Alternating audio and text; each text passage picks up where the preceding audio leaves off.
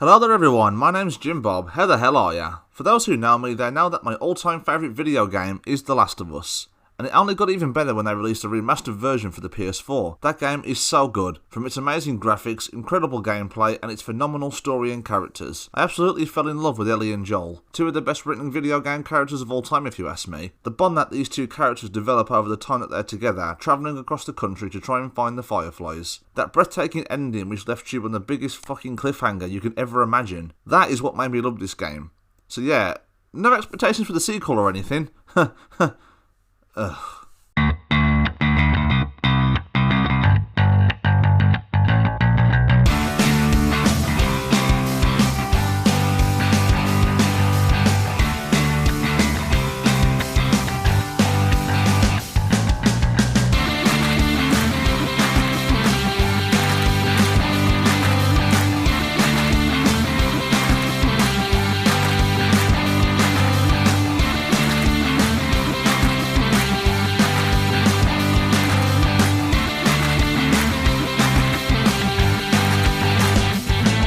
The Last of Us Part 2 was a game which I've been looking forward to for a very long time. Although I only completed the first game for the first time back in 2018, I was still itching for more, just as much as people who'd been waiting 7 years for a sequel. And when the game came out, it opened up to extremely mixed reception. I thought, what the hell? It can't be that bad, right? And no, to be completely honest, I don't think it's as bad as what people are saying, but that's not to say that the game didn't do things which really pissed me off. I don't know much about the game's development besides a few things that I've been told, so I'm not going to discuss stuff like that. I'm just going to talk about my experiences with the game in general. So I'm still unsure how to film my own game footage, so I apologise if there's not much variety in terms of footage. Anyway, on with the review. This may appear to be a pretty negative review, but I want to be as fair as I possibly can to this game. Is it bad? No, it's not, but it's completely full of risky decisions that are so goddamn annoying. So let's dive in.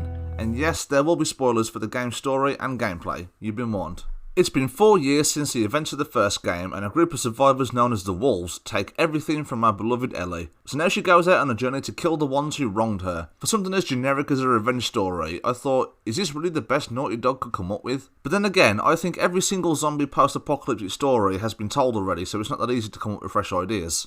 So, before I get into the parts that really piss me off, I want to get out that I don't have a problem with the gameplay at all. The gameplay is still as amazing as ever. Though not a great deal has changed, which was disappointing. You can still do your crafting with supplies that you find, like health kits, molotovs, mines and arrows, but now you can craft silencers for certain weapons, and even more shells for certain weapons and more. You can still upgrade yourself with supplements to make yourself stronger, for example, craft faster, enhanced listening distance, etc. This is a really cool concept to spice up the gameplay and make it as fun as humanly possible. The stealth is still really well done, and the game does spice things up even more with different kinds of enemies. There are now different types of infected you can fight. We now have shamblers added onto the already runners, clickers and bloaters. But still, nothing freaks me out more than a clicker.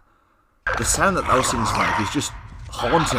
Ugh. The human enemies are now spiced up a bit more too. There are some areas where human enemies have dogs with them that can track your scent, which makes it even harder for you to get away. My advice would be, if you had the bow and arrow at this point, use the bow to kill the dogs first, so they can't alert the humans to your whereabouts. But if you shoot the dog with a gun without a silencer, the dogs and humans will be on your ass all at once and you're pretty much fucked. Like the first game, you play as two characters. Well, I know in the first game you technically play as three, but Joel and Ellie are the official two that you can take control of. In this game, you play as Ellie and new character Abby. Yeah, we'll get into her in just a second. As always, I loved playing as Ellie. This character has always had a soft spot in my heart, no matter what, and I would have been completely fine playing as Ellie from beginning to end. I remember, every time I revisit the first one, I always look forward to that short time that you play as Ellie. Ellie is even more of a badass in this game. I mean, she's fucking terrifying. Look at this face, man. That is a face that's out for blood. So overall, the gameplay is still very good and there's a lot you can do. But there's one part I really didn't like, and this exact same thing happened in Uncharted: The Lost Legacy. There's a section which is more of an open world environment, and similar to the open world part in Uncharted,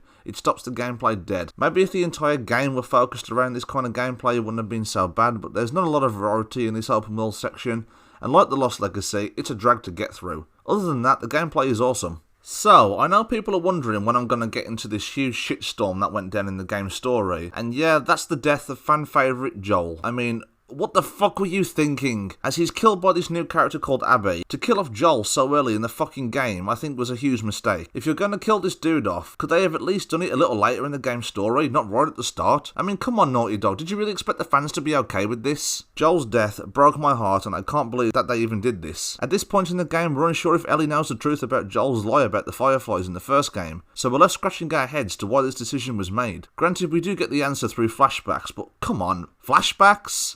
So these beautiful, heartwarming moments between Joel and Ellie in this game, we get through flashbacks, and they're honestly the best things about this game. But if you think about it, the best parts of this game are flashbacks. Now, I'm going to let that register in your head for a little bit. It makes your face drop till you look as miserable as Elle from Death Note. When I first got this game, I predicted Joel would die, to be completely honest, so Ellie would take front and centre, but to do so early on in the game is just irritating. Oh, it gets better though. The trailer for The Last of Us Part 2 shows pretty much everything we need to know about the story. Ellie is going after a group of survivors and wants to wipe them all out. And at one point in the trailer, we see Joel grab Ellie and cover her mouth from behind. And she turns around and says, "What the hell are you doing here?" And he goes, "You think I'd let you do this on your own?" Interesting, right? Well, in the actual game though, it's a brand new character called Jesse who does it, and no one gives a shit about him, and to me, this is a huge slap in the face. A big fuck you to the fans. Like, I can't get behind this decision. It literally feels like the owners of Naughty Dog decided to pick up a fish from the deli counter at Asda and slap you across the face as hard as they possibly could. I absolutely hated this. Because of Joel's death, I think it was just a complete wasted opportunity for some storytelling perspectives which could have been 10 times better than what we actually got. Here's how I would have done it. The reason Ellie is going after the wolves is because they killed Dina, Ellie's girlfriend. Since from the trailer, we saw them kiss. So Ellie loses her shit and decides to go after them. Joel then tries to convince her not to because he's Joel, the father figure. He doesn't want anything bad to happen to her. And Ellie is like, "Nah, Joel, fuck you. You lied to me about the Fireflies." Ellie could have used this argument against Joel, and that would have made for some amazing tension between the two characters. Some great moments. I was chatting with my friend Sam on Instagram about this, and we came up with an even better story than what we had in the actual game. His idea was this. The first quarter of the game is spent with Ellie and Dina starting up this relationship, with Joel maybe out of the picture at this point, popping up every now and then to see how Ellie is doing. Then Dina gets killed by Fireflies on a patrol, and Ellie loses her shit and goes after them. Slowly as the game plays on, Ellie realises Joel actually did lie to her about the Fireflies and the hospital, which could cause some serious conflict between the two. I believe that these two ideas are better than what we actually got in the actual game. So come on, Naughty Dog. When are you thinking of hiring me and Sam to be your new fucking writers? Go and follow him on Instagram, he's the same bloke, link in the description. What also doesn't make sense to me is that when Joel died in this game, he and Tommy come across Abby being chased by some infected. In the first game, Joel didn't trust anybody, but for some reason in this game, he was dumb enough and willingly walks with Abby straight towards her group, which ended up with him getting killed. We all know Joel is smarter than that. So speaking of Abby, let's talk about her for a second. I don't hate her because she killed Joel. I hate the fact that the game makes you play as her for the entire second half of the game. And it's not that she's badly written or anything, or that the gameplay wasn't good.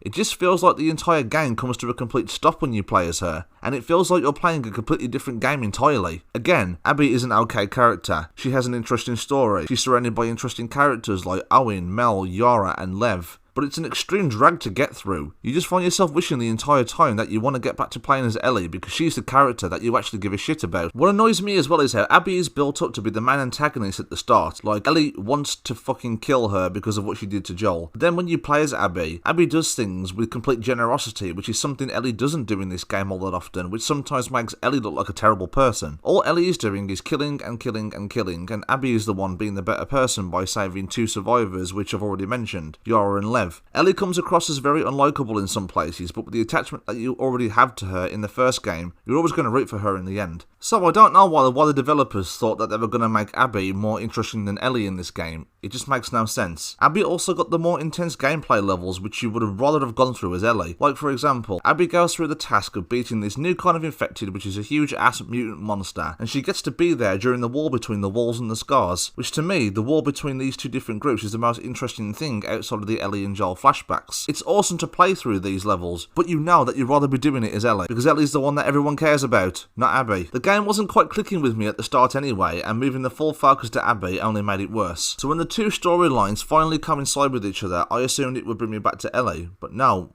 I'm still Abby. At this point in the game, it was absolutely riveting, playing as Abby while fighting Ellie, and the first thought I got was this. You would really do that? This is insane. This is insane. Oh my god. Oh my god. Because she is a fucking... I was sometimes tempted just to let Ellie shoot me because that's how bad I didn't want to fight her. When the game finally gets back to Ellie, things start to pick up a little bit. And in the final confrontation, Ellie fights Abby again, this time winning. And what I like most about this part of the game is that this part didn't require any amazing fight scene. It simply showed two women, completely battered and bruised, duking it out until one comes out on top. And it ended with Ellie letting go of her hate and letting both Abby and Lev go. I am fully behind this decision because it makes that bloodthirsty, unlikable Ellie at the start of the game gain some kind of humanity back, and with a really emotional cutscene flashback between Joel and Ellie, close the game out beautifully. So I may sound like I'm giving this game a hard time, but I'm just pointing out a few things which annoyed me in the story. But overall, The Last of Us Part 2 isn't that bad. It has moments which can really get under your skin, but the gameplay and beautiful graphics are enough to make it very playable. The attention to detail in this game is astonishing, and I hope this isn't the last time we'll see Ellie in a Last of Us game. Just don't make me spend half of it playing as a character which I don't give a shit about, and I'll be happy. One last thing before I close out this review, Abby isn't a bad character, she's well written, but if the game really felt the need to make us play as her, maybe devote less time to doing so, and give us a section maybe as short as Ellie's from the first game, or a prime example I can think of from the top of my head is Assassin's Creed Revelations. You play as Ezio through most of it, but during the game you have short segments where you play as Altair. If Naughty Dog were that desperate to make us play as Abby, maybe limit it by doing something like that instead of dedicating half of the game to her. So I'm going to give The Last of Us Part 2 a B-. Thank you very much guys for watching. As always, I hope you have a fantastic day. If you like what I do here, don't forget to like, share and subscribe for more content just like this. Remember, it's not just a movie, it's an experience. Take care everyone, and have a good day.